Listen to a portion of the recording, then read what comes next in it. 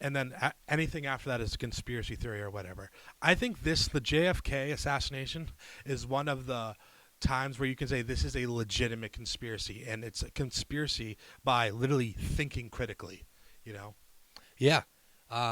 Just the basic fact that the entire goal of the Warren Commission was to dispel rumors around the case and just dump it on Oswald. Like that alone, how quickly they did it, should point to something more behind the scenes. Yeah. What's up, guys? As you can tell by the title, this is a new series I'm starting called Down the Rabbit Hole.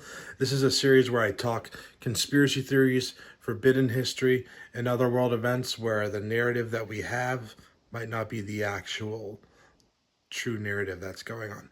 So this is stuff that it takes a lot of research and a lot of time. I also did multicam on this podcast, so Shane joins me on it. And if you guys could just let me know what you think about me covering topics like this that requires, like I said, a lot of time, a lot of research. Should I do it? Should I not? Is it fire? Is it not? Thank you for listening, and I hope you dig it. I really feel like this is one of the better podcasts that I've done lately. So thanks. Peace.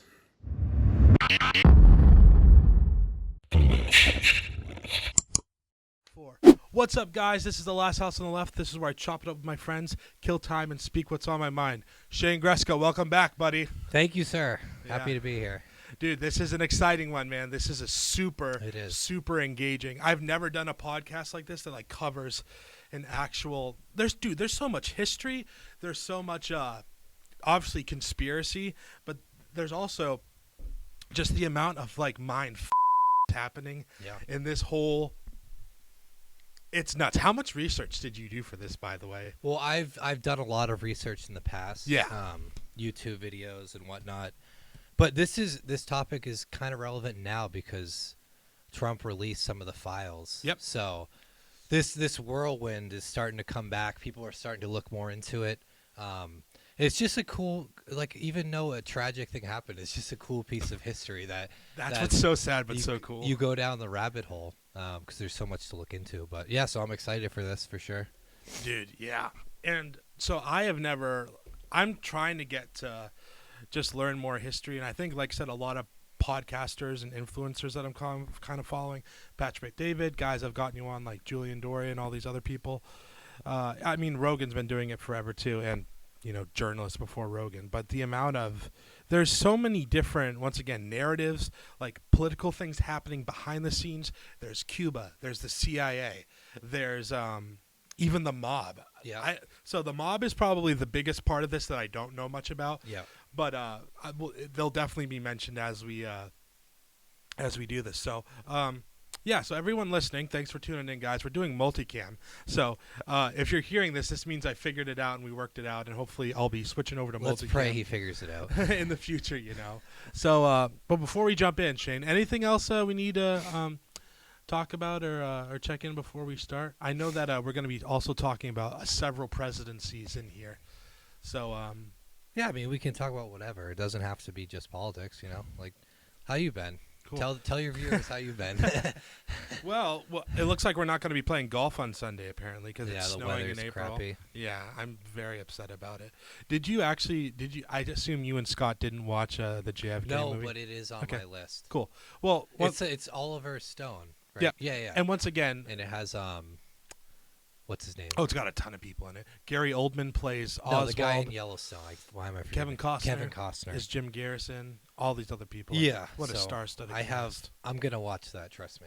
Even what's more interesting, or just as interesting, is he did a follow-up. So that was filmed in '91, obviously, right? Yep. In 2021, he filmed like a follow-up to it. Yeah. Based on like files released, like I think under Biden or whatever, right, and that follows more like the autopsy or whatever, right, which we'll get into today as well.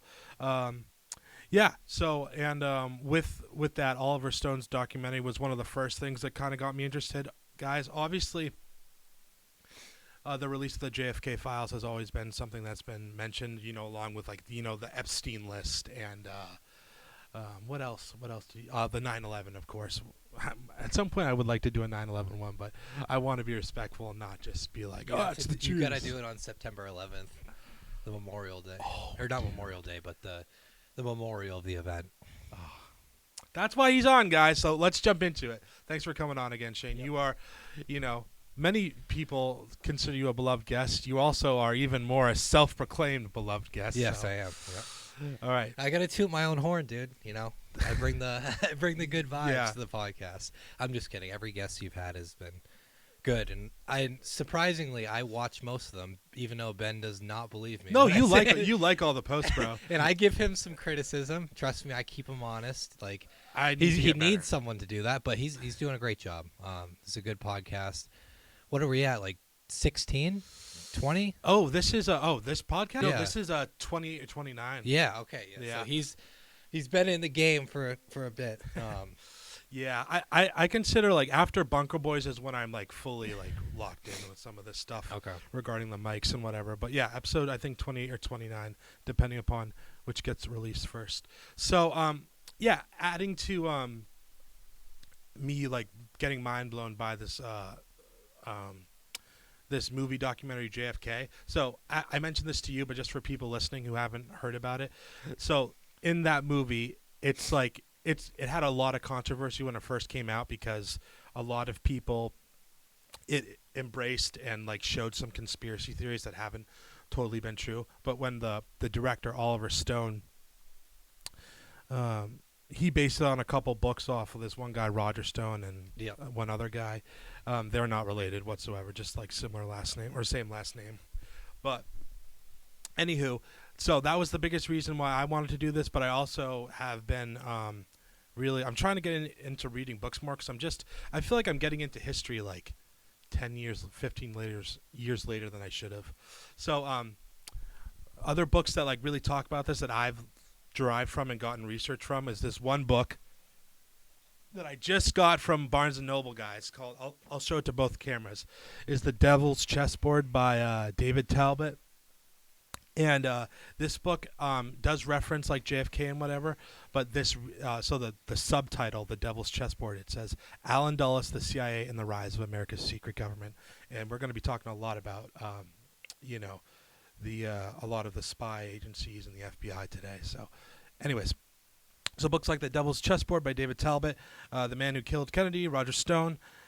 This other book, The Man on the Sixth Floor, which is the one I texted Shane. I found this book 3 days before starting this, which just has some mind-blowing, like eye-opening stuff. And then also numerous YouTube documentaries like Let Me Know and all these other like pretty credible. They're not just conspiracy I have to channels. say the Let Me Know video, if you're really interested in like what happened that day, November 22nd, 1963, within the school book depository, check out that video on YouTube. It's so well done. The production is amazing. It just gives an overview of like everything that occurred in perspective with Lee Harvey Oswald on that day. And it gives you all the facts, and you can interpret it how you want. That's the whole thing with this discussion. You get the facts, you interpret it how you want, because there's no clear-cut answer. And Exactly. That's what makes this so like interesting and so like thought-driven, because you're not gonna get some like, oh, Mike killed JFK. He was in the grassy knoll. You're not gonna get that. Yeah. You're not gonna get that for the rest of our times being alive. It's just not going to happen. So that's why you do your due diligence, like you've been doing. You've been researching. I don't feel like I know, and once again, I'm just interested. I'm not an expert or whatever. It's just fun to talk about. It's fun to do a podcast. A lot of my friends that I've mentioned about it, there are like certain elements that people reference or whatever, but I have 10 pages of like just like things to remember and list.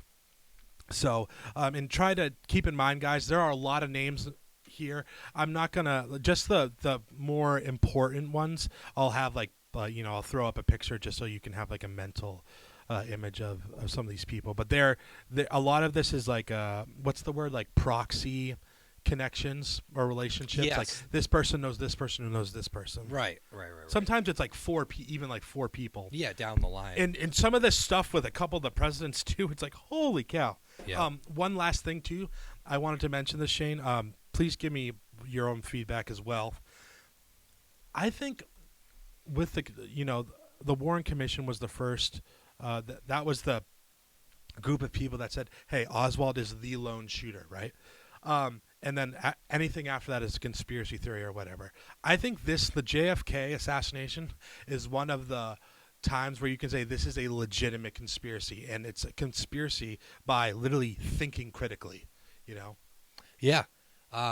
Just the basic fact that the entire goal of the Warren Commission was to dispel rumors around the case and just dump it on Oswald. Like that alone, how quickly they did it, should point to something more behind the scenes. You know? Yeah. And that report, it's what, 888 pages? Is it? I knew it was in the hundreds. So not everyone's going to read that whole thing, but most of it's probably just junk saying, like, yeah, Harvey Oswald was the lone shooter and nothing happened with the CIA or the mob or the Cuban exiles. So I love it, dude. I love it. Yeah. So that's what people gravitated towards the most, was like, okay, why are they so gung-ho on shutting down aggressively shutting down any other possibility of what could have happened? Think about even back then. It's like today we have cancel. Well, cancel culture was a thing more like a couple years ago, but cancel culture these days was a right to the temple. Right. Yeah. You know. So I'd like to start. We'll set the scene of the shooting, and then we'll go from there. So and you add in when you want to. All right. So I'll start it, and then we'll just go back Did and you want forth. to talk about like Kennedy becoming president and stuff like that? I was going to do that after we Okay, set yeah, the scene. yeah. Okay. Cool. Yep. Thanks, man. However you want it. All right, so setting the scene, guys. It's November 22nd, 1963, during a bright, sunny day in Dallas.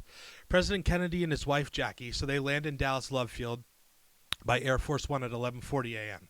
So they flew from Fort Worth, Texas, which was like a 13-minute flight. They depart from the airport and they start their journey with the motorcade at 11:55 a.m. So in their car is the governor of Texas, Bill Connolly, and his wife, Nellie. So they're in the middle, right? Because JFK and Jackie, they're in the back of the motorcade. Right. Nellie and Connolly are in the middle, and then in the front driving is a Secret Service agent, Bill Greer. Yep.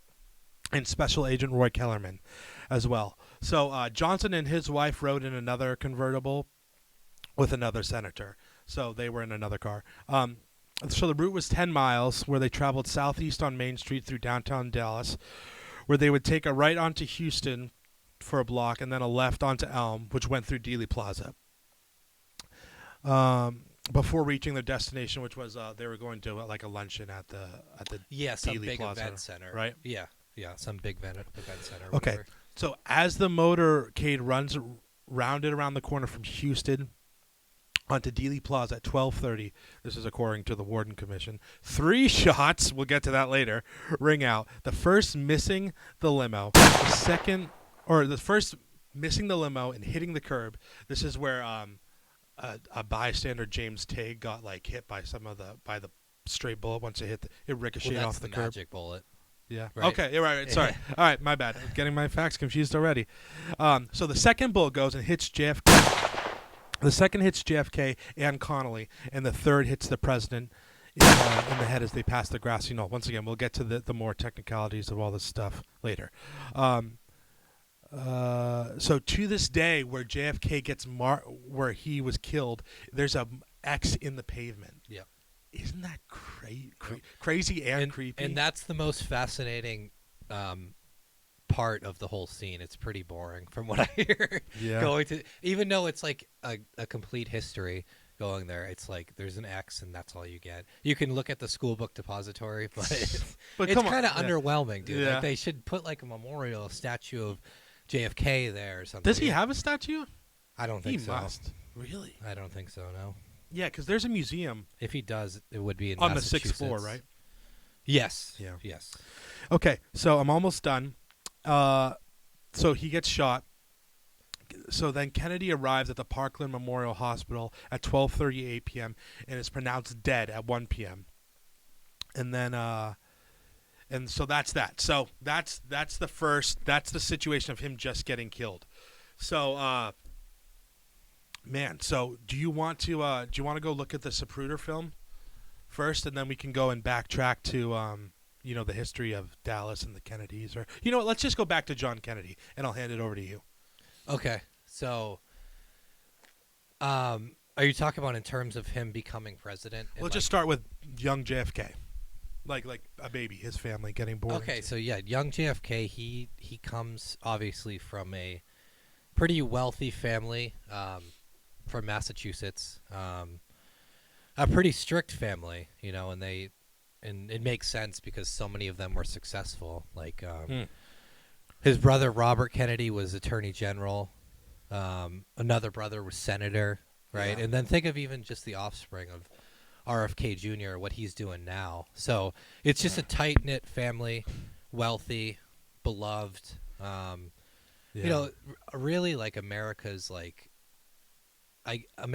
saving grace at that time. And some people will compare the Trumps to them at this point. That's kind of debated, but it shows you that like everything Kennedy had going for him, a lot of the American public could get behind.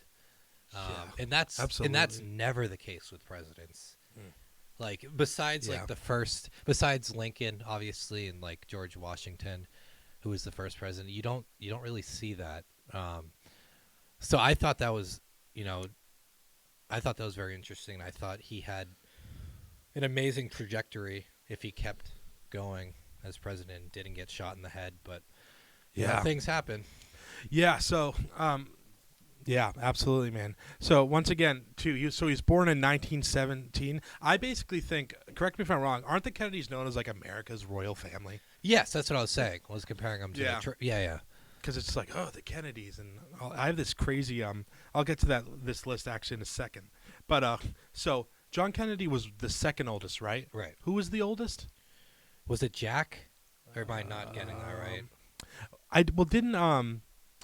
Wasn't it Joe? No. Who was the one that got in a car accident and killed a woman? Oh, Ted Kennedy. Ted Kennedy. Is he the oldest? No, I think he's one of the younger ones. Isn't there two Joes? So it is Joe who died in World War II, right? Yeah, so Joe was the oldest. So JFK had he had 7 siblings. Think about that, dude. Like people don't have that many kids anymore. People are like, I'll have 3 kids and I'll call it quits. So his siblings were his older brother Joe, and then there was John, and then Eunice, Jean, Robert, Rosemary, Kathleen, Jean, and then Ted. So he graduated in 1940 and then joined the Naval Reserves, where he was deemed a war hero. So do you want to give any info about that, man? That's a cool thing that I wasn't aware of until looking it up. He was on a torpedo boat during World War II.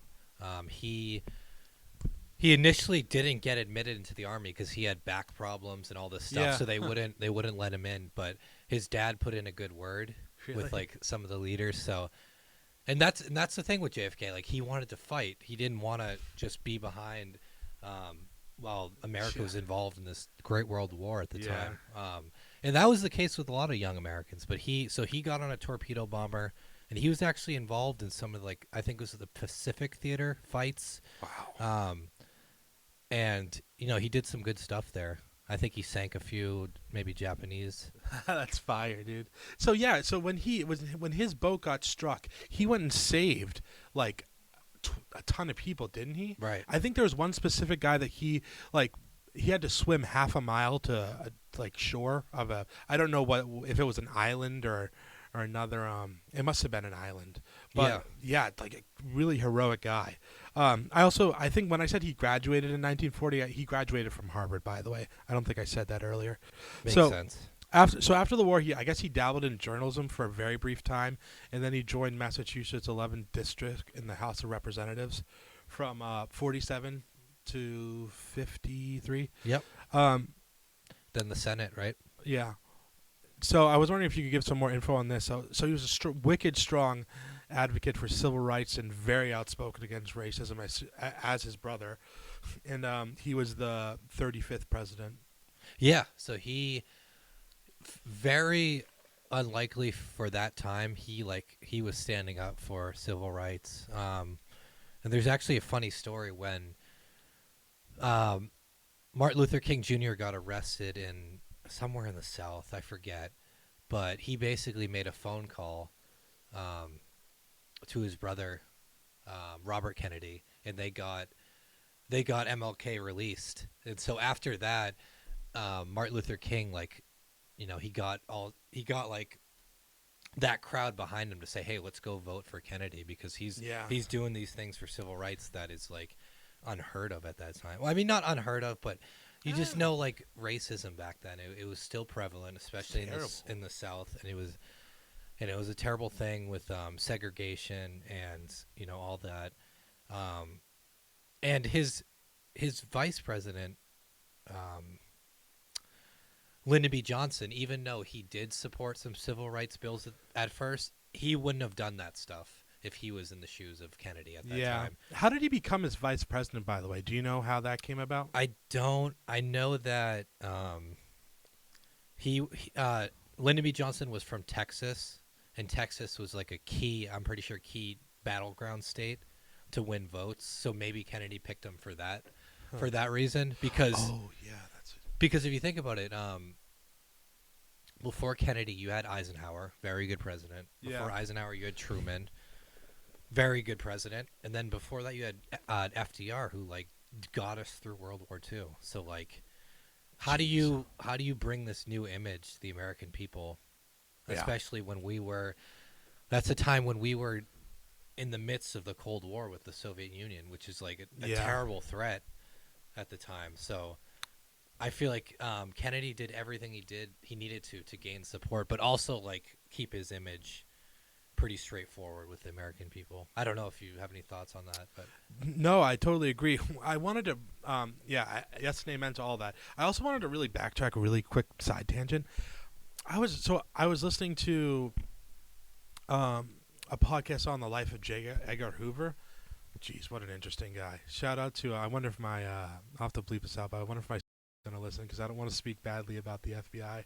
But dude, the FBI and MLK, like, are you aware of like some of the behind the scenes going over there? Like there was threatening messages, and he thought like, especially, I know that like Malcolm X was like a Muslim, right? But yeah, he was involved in Islam. But MLK was like, there's other stuff like there, which is a podcast for another time. But I just thought that was so interesting that like, I didn't really think of that. So J. Edgar Hoover also, we'll mention him here and there because he was involved, like the FBI, obviously.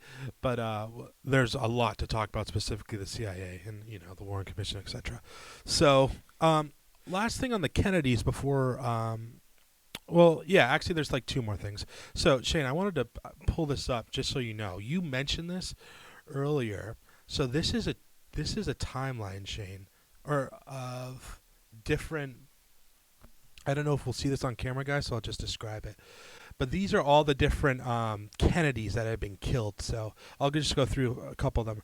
Rosemary Kennedy, who's mentally ill, institutionalized following a failed lobotomy. She's the eldest Kennedy daughter, so this was John Kennedy's sister.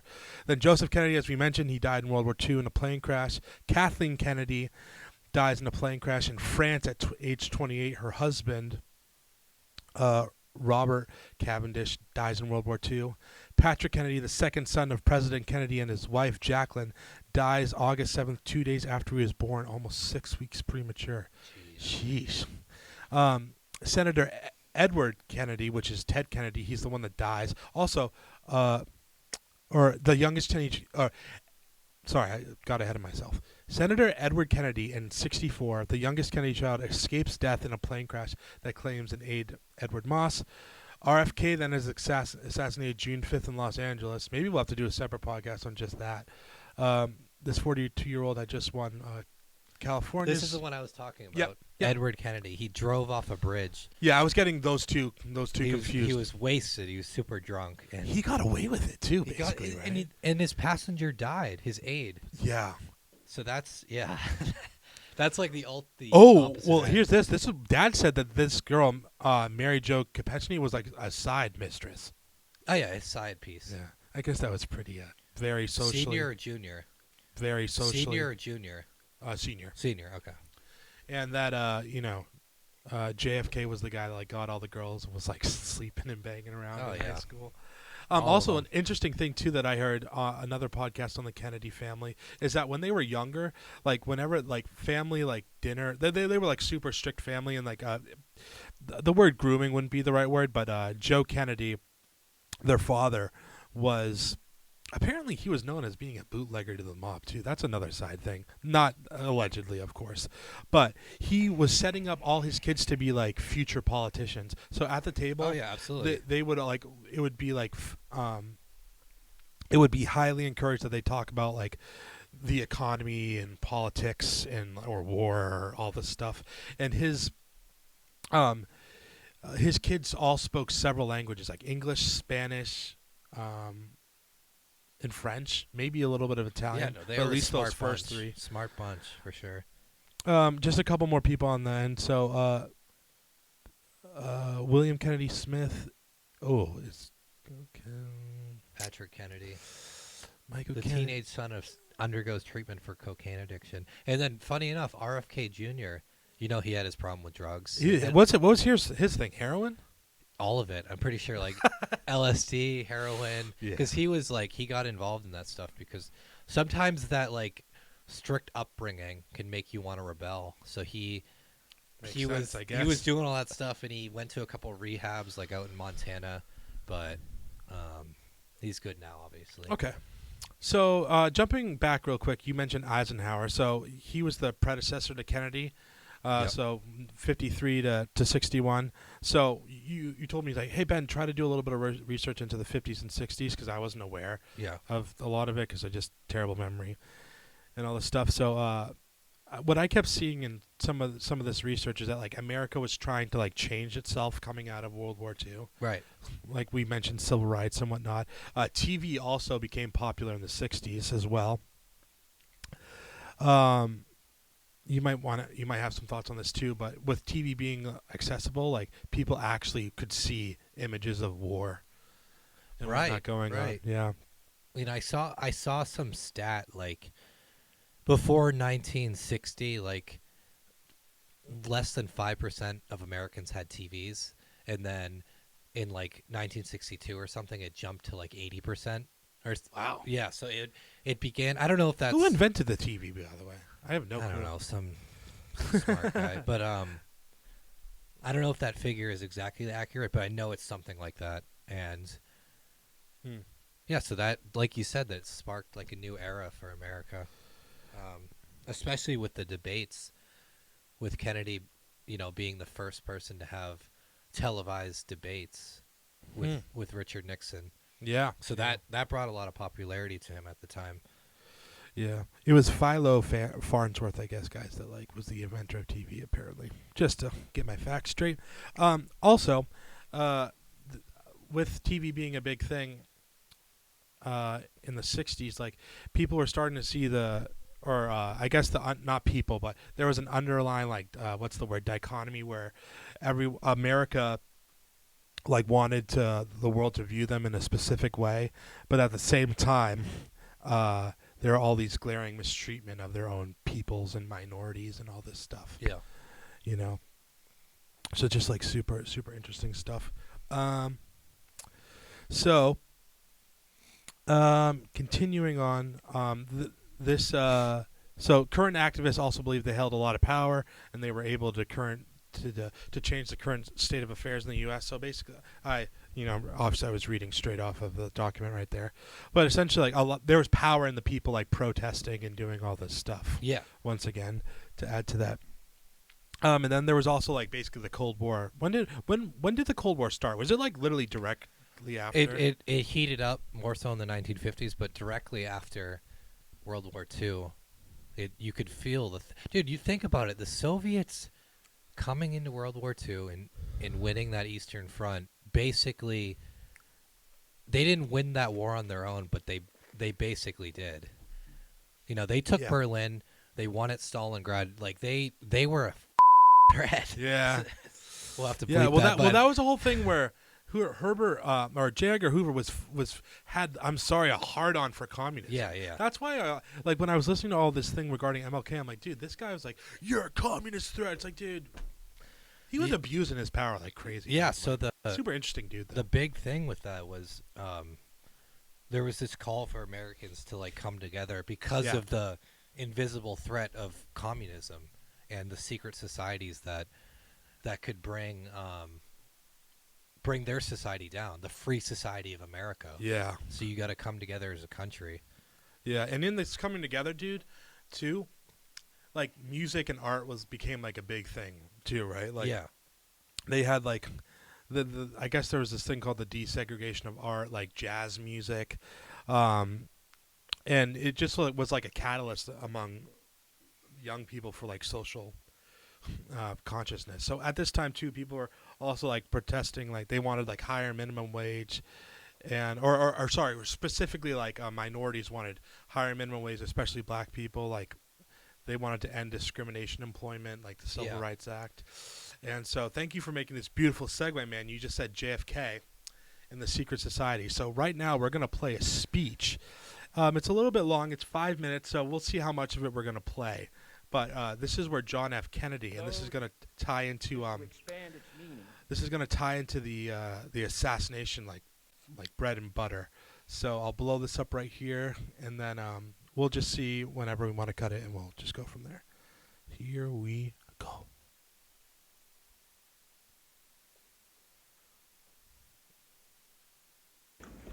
Ladies and gentlemen, the very word secrecy is repugnant in a free and open society, and we are, as a people, inherently and historically opposed to secret societies, to secret oaths, and to secret proceedings.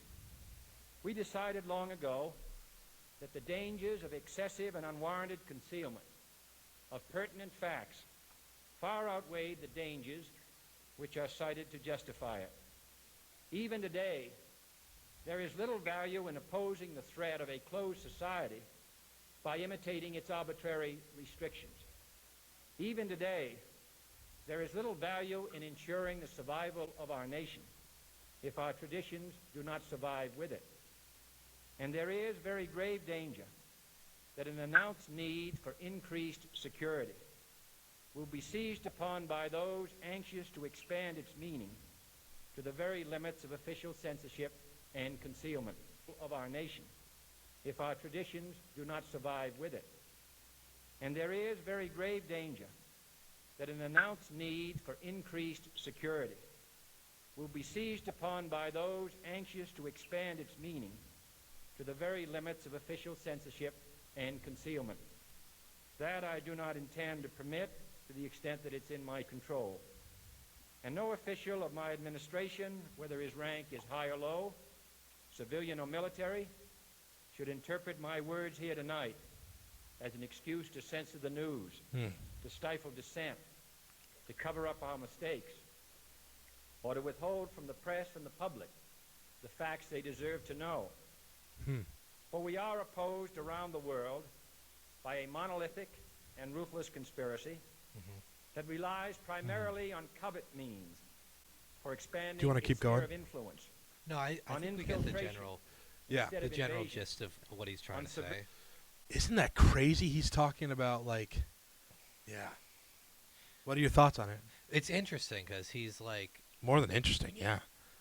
It's applicable. because what he's basically saying during that speech is like we oppose the closed societies of the Soviets and communism, and America will never be like that. We're going to be freedom of speech, freedom of press, freedom of everything.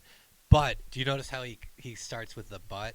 Yeah. At the same time, he's telling the press that they should engage in like self-discipline so they don't give any secrets to the enemy. So his whole thing there is like the U.S. government is never going to control anything you can say or do. Right. But if what you're doing or saying could reveal important either weaknesses of the U.S. or just other facts that could harm us, then he's saying like kind of control that.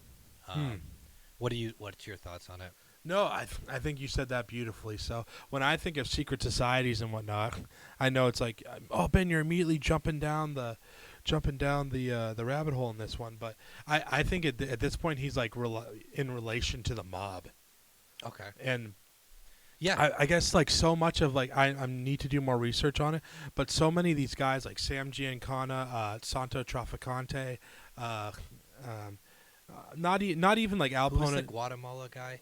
Do you know what I'm Boy, talking about? the Guatemala guy. The mob guy from Guatemala. So, sorry, continue. I cut you off. No, that's fine. So there's just like several other, then there are like a lot. I think so.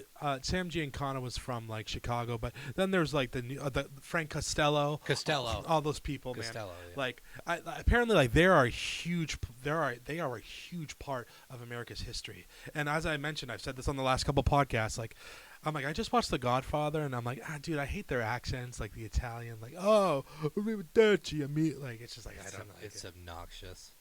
So obnoxious, man. So yeah, that seems like a good foundation layer. So do you want to jump back into the motorcade, and then we'll get into Lee Harvey Oswald, and then Yeah. all these side characters. Yeah. One more thing, like you were saying though, like that speech could be applied to like the broad spectrum, like I was saying, of the closed society of Soviet Union, but also small scale, like you were saying, the mob and in other organizations, the CIA. So that can apply to all of them, and they all have equal. I want to say like they all have the equal capability of like either ruining America or like Literally. make it better. So, but yeah, Cool. what were you saying? The motorcade route? Yeah, so I wanted to go back to the motorcade route because, like I said, this is where, gosh, I don't know, we're probably we're 35 minutes in and we haven't even got into anything yet. So back to the motorcade. Let me pull up my notes here. So before the parade, like, so that particular street had been cleared off by 10 a.m. But three cars snuck in from the FBI found this out from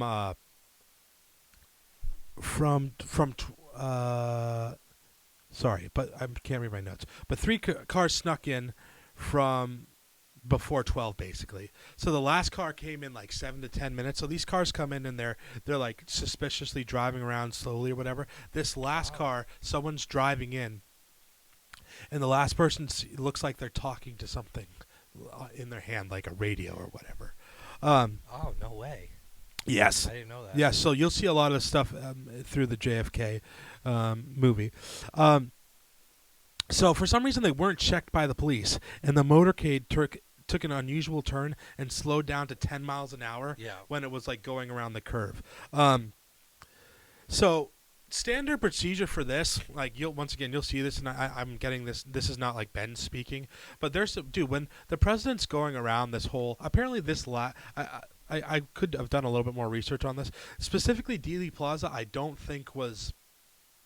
know if that was fully planned out, because regardless of where he should have been, there should have been like 100 to 200 agents on the ground, because it's the frickin' president, man. Like, he's also He's in an open car. Yeah. Too. Also, get this too. I have a video for this, you'll see. But on the back of the motorcade, there's these two platforms where two Secret Service people stand on the back taillights. And they were like waved off. I have a video for that I'll show you in a second. This video just came out with the files, a couple weeks ago. So once again, you mentioned the open carriage, which makes no sense. Also, Dallas specifically at that time was known as like a pretty like politically hostile place.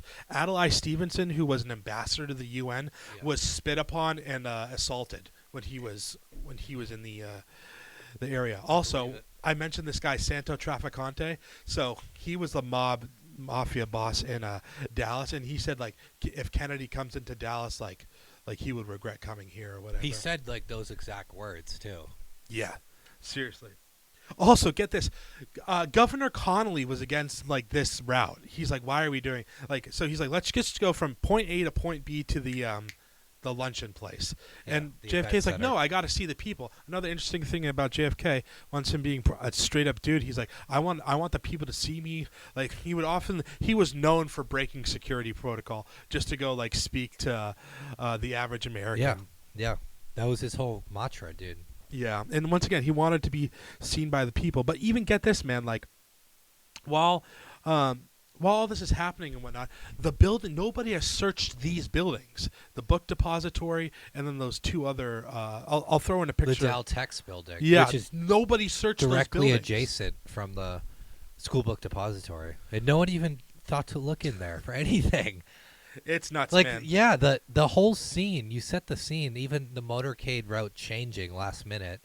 Like, there were so many security measures that just got bypassed, or people didn't care about, or they were just lenient. Selectively incompetent. Yeah, That's what I would say. Yeah, and, like, you saw similar stuff when Trump almost got assassinated with the Secret Service people there. Oh, we'll get there, Shane. We'll get there. So, after he gets shot, right? Yep. CIA, FBI found out. So 12:33, Oswald leaves the building. So at 12:40, he walks 7 blocks to this bus depot, where he unexpectedly gets off like 2 blocks later.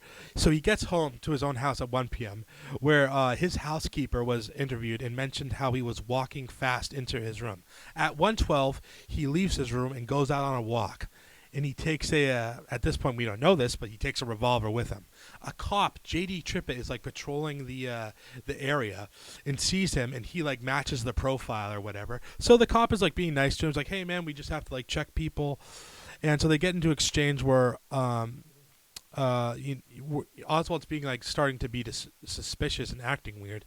So J.D. Trippett's like, all right, sir, man, hold on. So he gets out of the car. And Oswald shoots him 3 times in the chest and once in the head.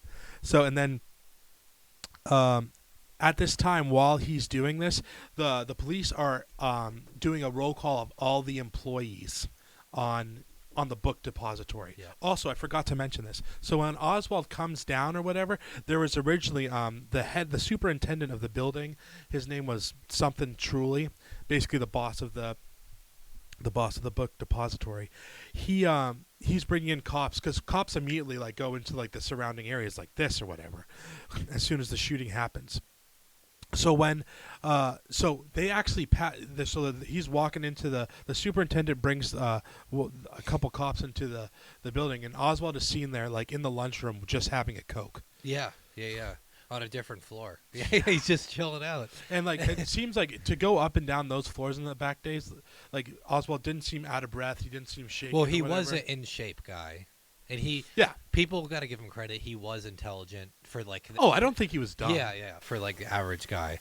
That's where it's like, is he? We'll get to that later. But is he a patsy or is? I'm like, dude, I just don't know. So we'll get to Oswald and his background soon, right? So, so he shoots this guy J.D. Trippett 3 times on the chest, once on the head, and then at 1:36 he's found trying to sneak into a movie without paying, which makes no sense. Yeah, that's where they caught him in the movie theater. Yeah. And that's when he yells out. He's like, "I'm just a patsy." Yeah. It wasn't me. And for people who don't know, patsy is like someone who gets blamed for something even though they're not like the mastermind behind it. Right. And so, well, just an interesting fact too. If Oswald wasn't the shooter that he claimed to be, like, why would he go and randomly shoot like Officer Trippett? No, he made Doesn't a bunch make any of sense. mistakes. Let's take a 5-second break and just check to make sure the cameras are good. Okay, guys, we're back. So, last thing too, Shane, that I found out about this movie. Guess what this movie is called that he's in? Who? That Oswald is in. The movie is called War is Hell. Isn't that interesting? What movie is this? So when Oswald is in a movie theater. Yeah. The one he's stuck into. That's what the movie was called. War is Hell. Yeah. Funny stuff. Man, so it's just like so interesting with all this stuff. So I'm ready to dive into some of these side characters. I was going to start with Jim Garrison and Jack Martin, and then I was going to kind of go into Lee Harvey Oswald. But you know what? Since we're already on him, I guess we're going to be jumping around a little bit. But I'll start with Jim Garrison, and then we'll go to Oswald. You cover those guys. I don't know much about them. Okay, so Jim Garrison. So he was a district attorney from New Orleans. District attorney. Did I? that was bad. I don't even know what happened there. So he was the district attorney. He was the DA from New Don't Orleans think about it. that investigated JFK's death 3 years later. So a lot of this stuff is, you'll see, once again, if you guys watch the movie JFK, 1991, a lot of this stuff is similar things. So the first guy that he brings in is he got tipped by a detective, Jack Martin, who suggested that this guy, David Ferry, could be involved. We'll get to David Ferry in a minute. So something to recognize is that Jim Garrison heavily leaned toward Oswald being military intelligence, right?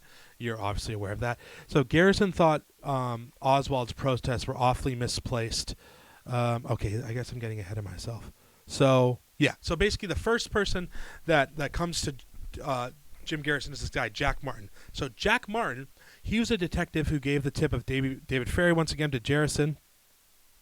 He gave this tip to Garrison from his hospital bed when he was recovering from a head injury given to him from this guy, Guy Bannister, the day of the assassination.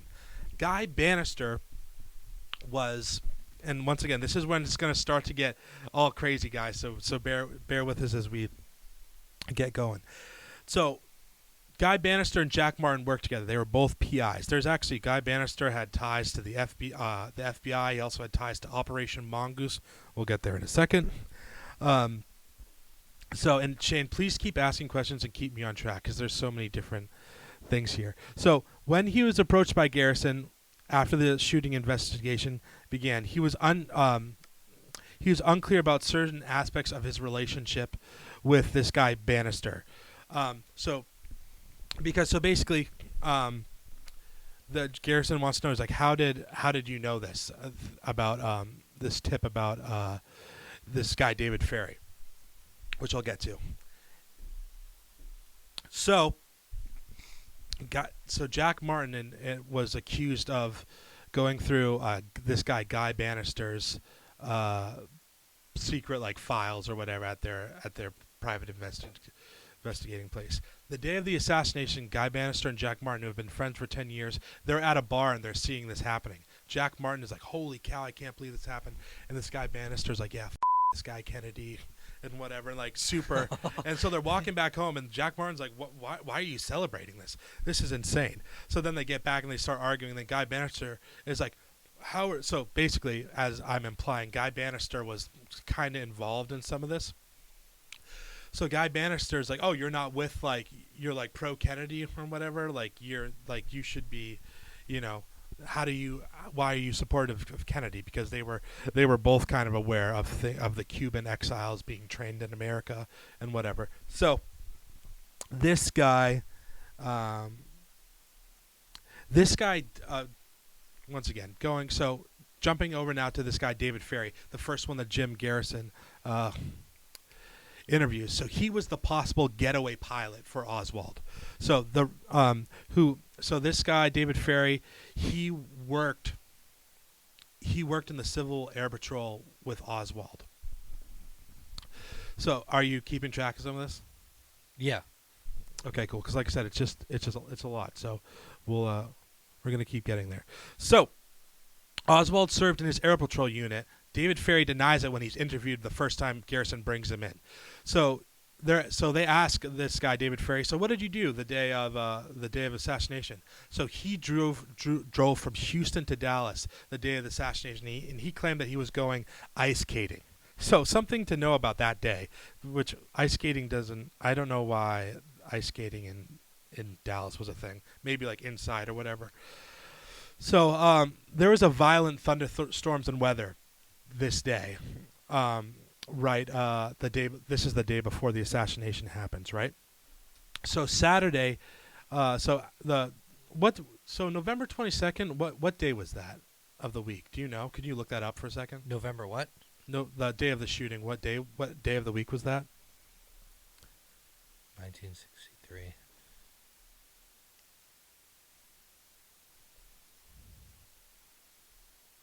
Day of Friday. Friday? Okay. So, all right. So this makes sense now. So he says, oh, well, I just showed up to go ice skating on Thursday. And then they're like, the weather was terrible. But that's why they were worried about like not doing the motorcade, but it ended up being a nice day on Friday. So just some of this, I'll go through this really fast, right? So David Ferry tells Garrison, he's like, "Hey, I went on Thursday to go ice skating, and it was like terrible weather or whatever." So so that's just like, well, that's why I stayed overnight in Friday to be, because we stayed overnight or whatever. Saturday he drove to Galveston with some friends, and Sunday he went goose hunting. So his other comrades at the time, like who Garrison brought in, claimed that they never went goose hunting because they had no guns in the car and whatever. So it's all this stuff. So I'll try to wrap this up and we'll move on. So the FBI comes out super early and denies that this guy David Ferry had anything involvement with Lee Harvey Oswald. There's this cool scene in JFK where Garrison's looking at the TV and he's like, "So are we not on the same team anymore?" He's talking about him and the FBI. So the FBI comes out, denies that he had any involvement with Lee Harvey Oswald. Via Jack Martin's testimony, however, David Ferry was training exiled Cubans in Lake Pontchartrain, which is like it's in Florida, but it's very similar terrain as Cuba, like super tropical, like terrain and whatnot. So Kennedy was against any of these like secret training camps when it was regarding Cuba or anything. It was very hard to decipher eyewitness testimonies when many people heard gunshots from around numerous directions that wasn't plausible. So when Garrison brings in this guy David Ferry to testify where he has to testify to the Warren Commission, he dies 3 days before of a brain aneurysm. Really? Well, that could be coincidental, but so if you look into the movies, you'll see different things. So jumping back.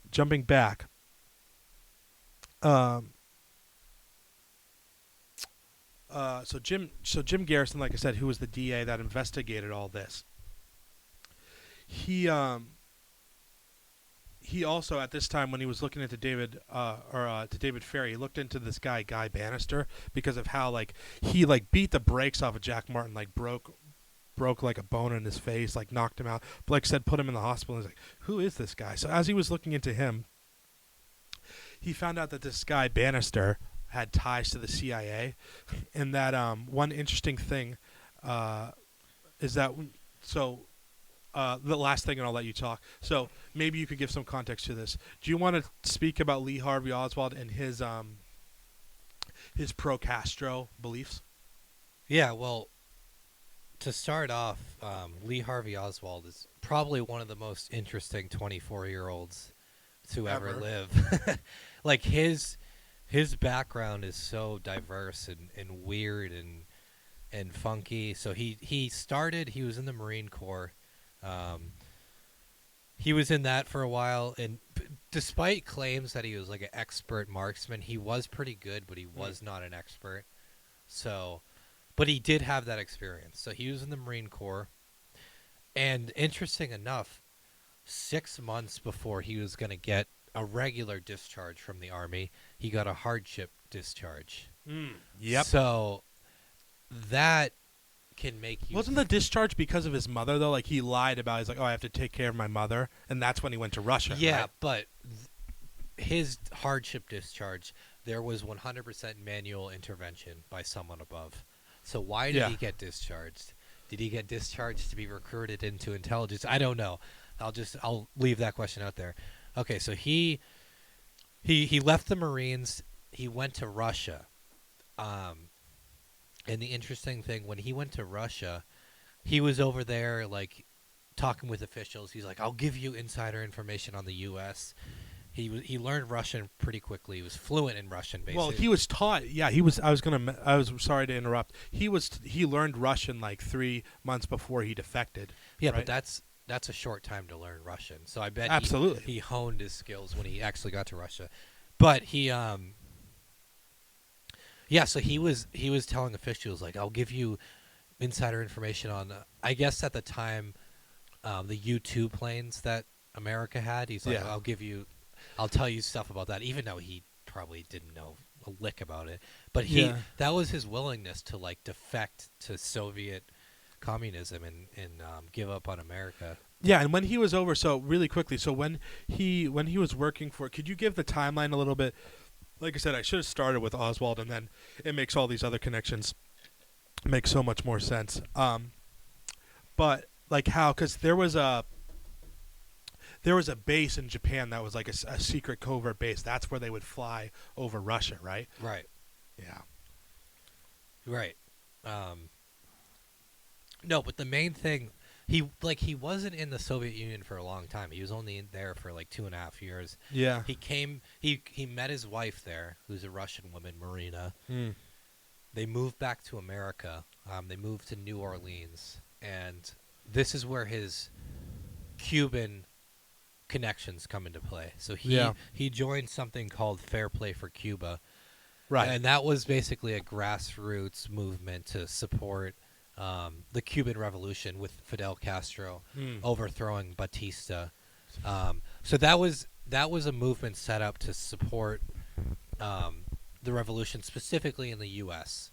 And that was CIA operated, right? I don't think so. Because- No. The Bay of Pigs was CIA operated. Oh, yeah. Well, The Fair Play for Cuba was like a organization. okay. And Lee Harvey Oswald, he set up an office in New Orleans, Yeah, so this is what I'm talking about. Yeah, that's what I was thinking. and of. he Yeah. and he was like the only. He was weird. He was a weird guy. He was like the only member of the New Orleans district, so he wasn't directly tied into the main headquarters. Because like people asked that after the assassination happened, they're like, "Hey, did you know Lee Harvey Oswald was running an office in New Orleans using your name?" And they're like, "Oh, we never authorized that." So he was like saying he was part of it, but he really wasn't. He was doing it on his own volition, and he was handing out like leaflets to people for Cuba. So like, to give you a background, like a weird guy, like with weird aspirations and unclear motives. Yeah, he didn't have a father in his life. He went to the Marines at 17.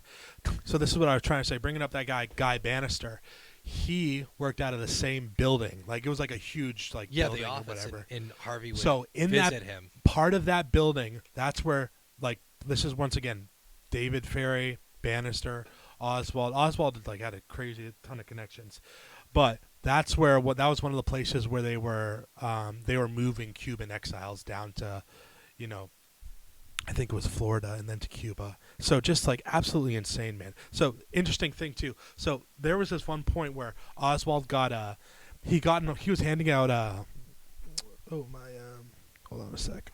So there was one time when he would pass out these leaflets, and when he passes out a leaflets to this one guy, he accuses him of being a communist. So Oswald Wait, the guy accuses Oswald of being a communist? Yeah. Okay. So they get in a fight, right?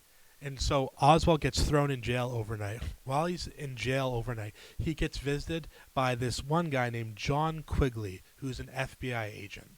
So when interviewed with John Quigley of the FBI destroyed his notes of the meeting. Yeah.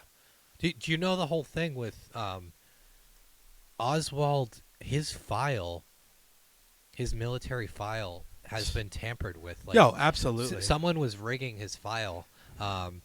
They're basically removing important stuff, like when he went to the Soviet Union, when he returned, background about him. They were intentionally tampering with it, and we've never got an answer on why that's happened. His life was kept pretty secret. Yeah. And Susie Cox, she was one of the lawyers under Garrison. She found out the CIA had 1,200 documents on Oswald and would not release a single one. Yeah. And he also had classified tax records, all in the name of national security, quote unquote. And once again, that's top secret base in Japan where spy flights over Russia happened. Once again, Shane, just as you were mentioning, a couple of things that I in my research said. When he was discharged, he said it because his mother became sick. But once again, dude, even coming back, so records show that when he came back, the flight back from Moscow was $1,500, and he had only $203 in his bank account. Yeah. So we paid for him to come back. Right, and he lived in poverty, dude. That was the whole thing. When he came back to America, he promised his wife, he's like, "Oh, I'm gonna express my ideas and become involved in some office, whether it's like a pro-Cuba office or something, I don't know." But he had these visionary ideas, but they were living in poverty in New Orleans, and then eventually when they moved to Texas, they were still living in poverty.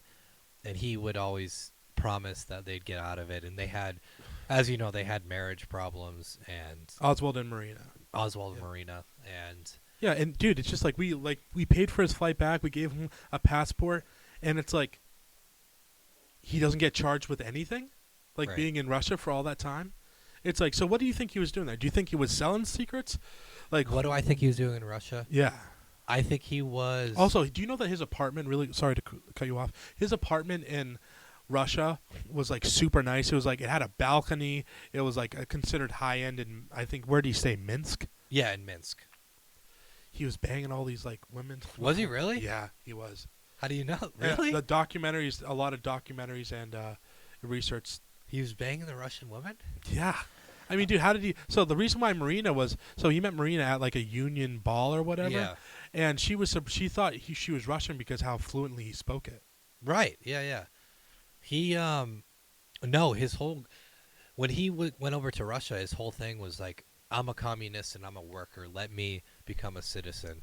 And obviously that didn't work out. I think he was doing stuff under the radar, whether it was backed by the intelligence agency or the U.S. government, or not the U.S. government. He hated the U.S. government.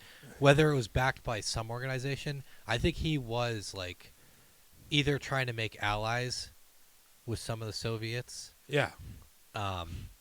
or he was just trying to like destroy the U.S. because that's what it seems like. His Yeah. motives. That's the whole thing with this. Like we'll keep jumping back and forth, but his motives were pretty unclear, which makes it more and more difficult.